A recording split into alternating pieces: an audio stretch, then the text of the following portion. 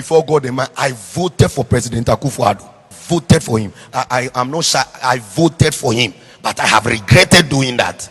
Because if you ask my mother, I fought them at home because he's a strong NDC. And I was tired of the corruption of President Mahama because I saw some with my own eye in Dubai. And I came back very angry from a meeting. And I didn't want to hear anything NDC. I fought them at home. Ask my mother, she's here. I fought them. I said the new era that is coming is the era of Nana Addo Akufo Addo. Onusu baya or their family. I'm sure my father will be turning in his grave because he's a strong NDC. We are tired. If you are not tired, me, I'm tired. Some people feel that I suffer, no, they don't have to put themselves in politics and all that. I was on President Kufuor's educational committee. I served on his committee. The committee that brought the 4-year term, I was the student representative on that committee. I have served for him. I was writing speeches for President Mills. So you are no more political than me. But look at the nonsense going on. When there was this cleansing of the banking system, and I was in the office, one office, when a man came and packed a Benz, very nice Benz, 73-year-old man. He had over 2 million in investments. He came there because he said he's been monitoring me, and someone had said that I was coming to the office that day, and he knows that because I'm a man of God, I can help in the situation. Obi and a man coupon and an auditor of fuel a man that has over 2 million in investment. He came kneeling down, 73-year-old man kneeling down and begging for 500 Ghana cedis to go and buy medication. What kind of country is this? See, sometimes when we are in places where because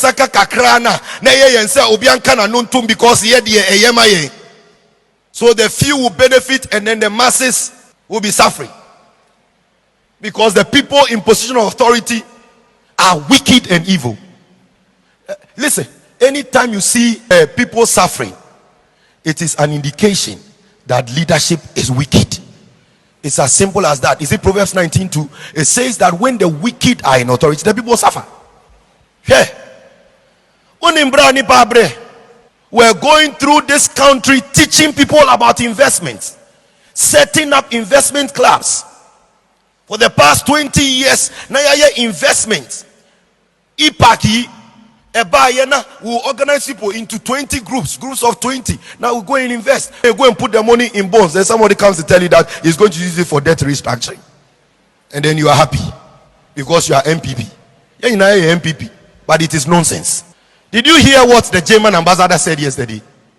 He said that if you are coming to our country to get us to go and beg China to support your debt restructuring, cut down on the size of your government, because even we don't have the kind of size you have. Is it not from day one that Ghanaians started complaining about the size of the government? Let us, the Christians, prepare ourselves to go into politics. Don't go into it because you want to amass wealth.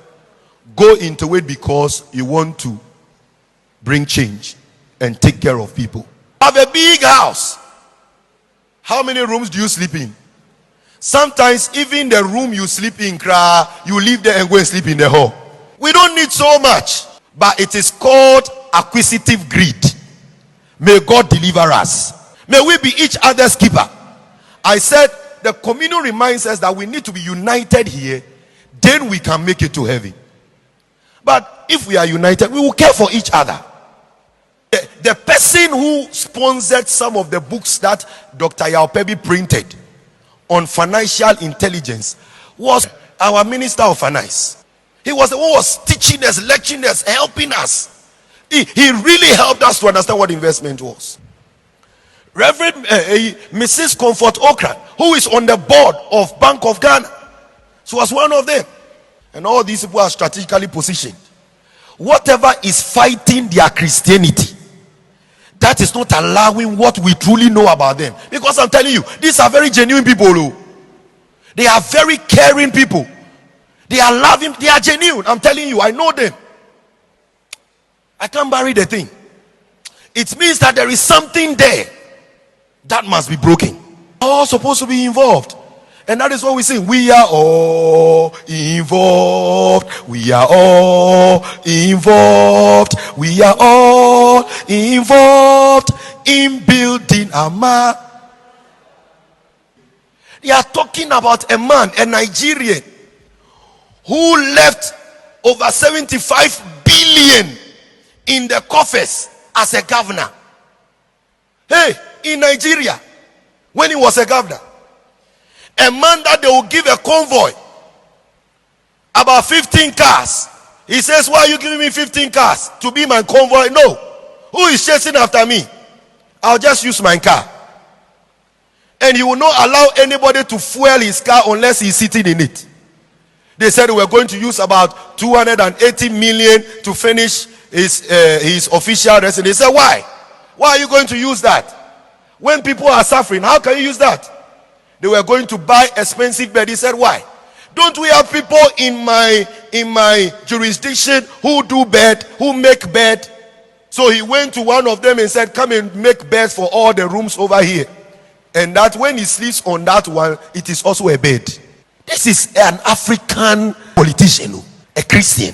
And I was wondering why a reasonable person will go and vote for someone else. Somebody who can't talk, somebody who has lost strength and cannot walk, and another who has a record of corruption, who is being sought after by international investigative bodies. They are all there, and people are still following them. When you have somebody like this over there, what is wrong with us?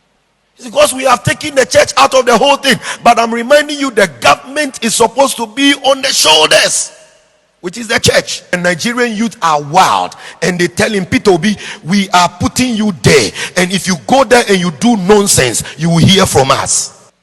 What they have seen in Nigeria now, we will see it not next year,